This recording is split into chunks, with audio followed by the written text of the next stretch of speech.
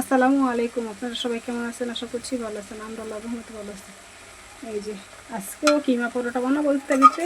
ছেলে মেয়ের ওই দিনকে বানাই দিয়েছিলাম, ওদের নাকি ভালো লাগছে, এর জন্য বলতেছে মা আজকেও কিমা পরোটা বানাই দাও।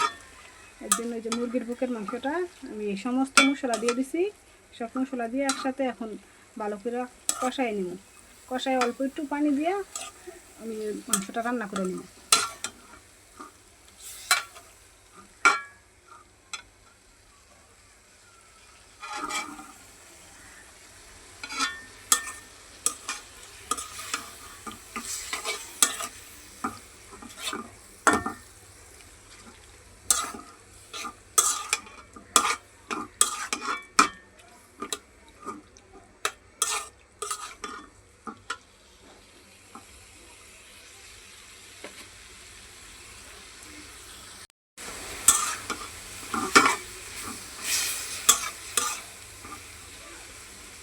এই যে মাংসটা সিদ্ধ হওয়ার জন্য এখন আমি পানি দিয়ে দিব।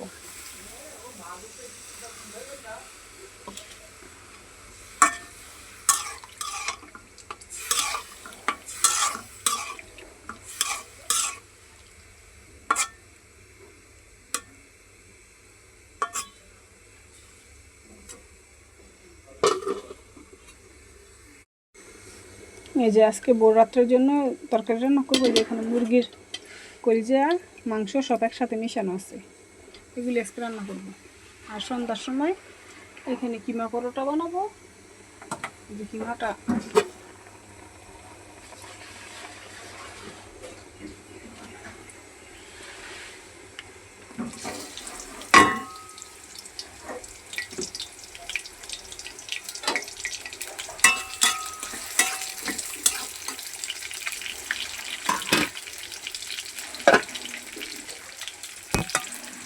এই যে কালকের ছোটো মাছের তরকারি আছে, এইগুলি হচ্ছে আজকে আমাদের ভোর রাত্রের জন্য।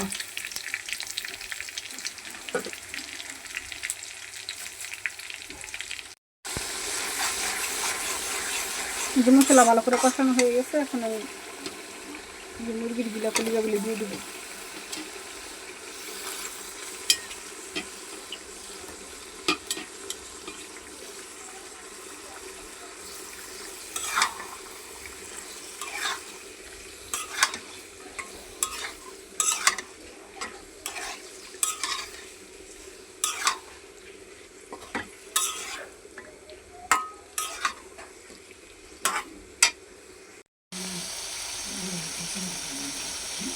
এই যে এদিকে তরকারিটা রান্না হয়ে গেছে, এখন তরকারিটা নামাই নেব।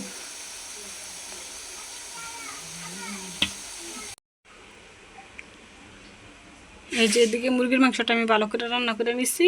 ঠান্ডা হইলে তারপরে আমি মাংসটা হাতে জুড়া করে নেব।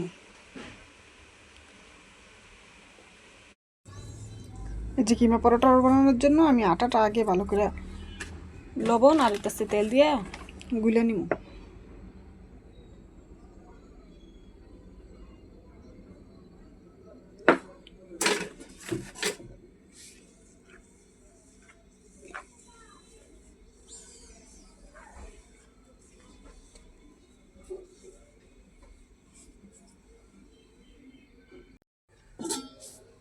এই যে আমার আটাটা গোলা হয়ে গেছে, এদিকে আটাটা রেখে এখন আমি যে কিমাটা রেডি করে নিব।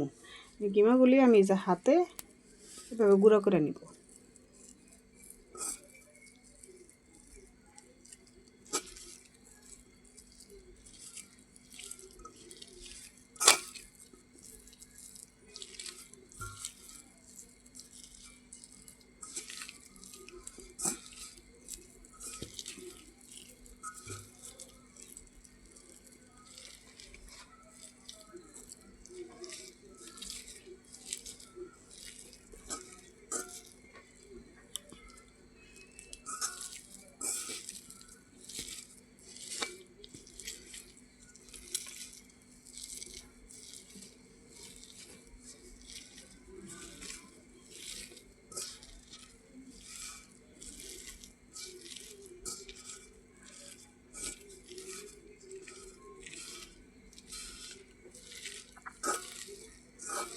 এইভাবে আমি সমস্ত কিমাটা রেডি করে নিব।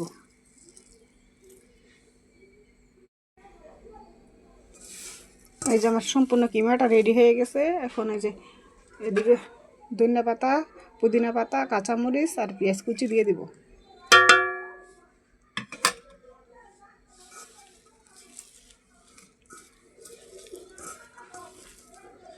সাথে একটু সরিষার তেল দিয়ে দিব। এই যে এখন অল্প সরিষার তেল দিয়ে দিব।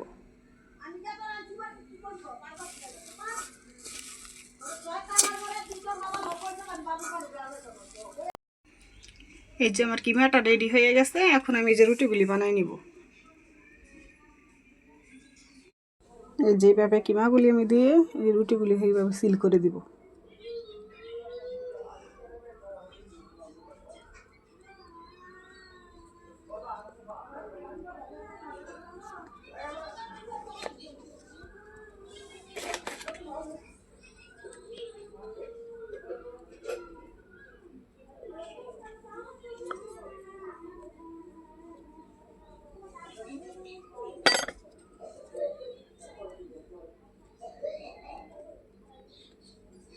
যেভাবে সম্পূর্ণ রুটিগুলি আমি বানাই নিব। এই যে আমার সমস্ত পরোটাগুলি বানানো হয়ে গেছে। যে কিমা বইরা আমি এদিকে রেখে দিছি। আমার আজকে যে 6টা পরোটা হয়েছে, এই দুইটা দুইটা করে রাখছি। এই যে এখন আমি তাওয়া বসাই দিছি, ঘি দিয়ে হালকা আছে আমি সেইটা নিব।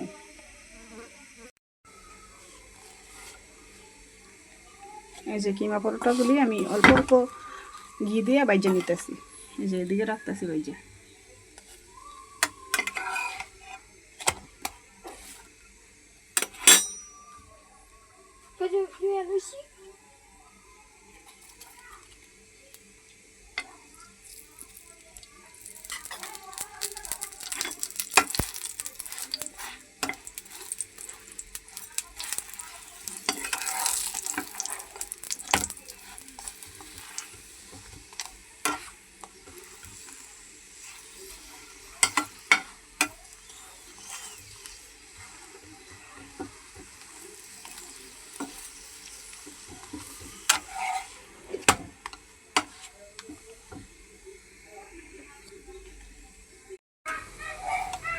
যে সমস্ত পরোটাগুলি নামাই রাখতেছি এদিকে।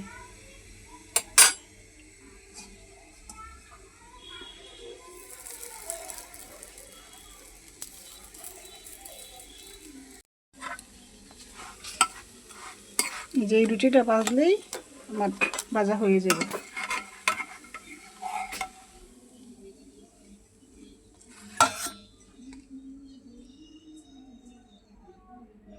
এই যে আমার সম্পূর্ণ ভাজা হয়ে গেছে।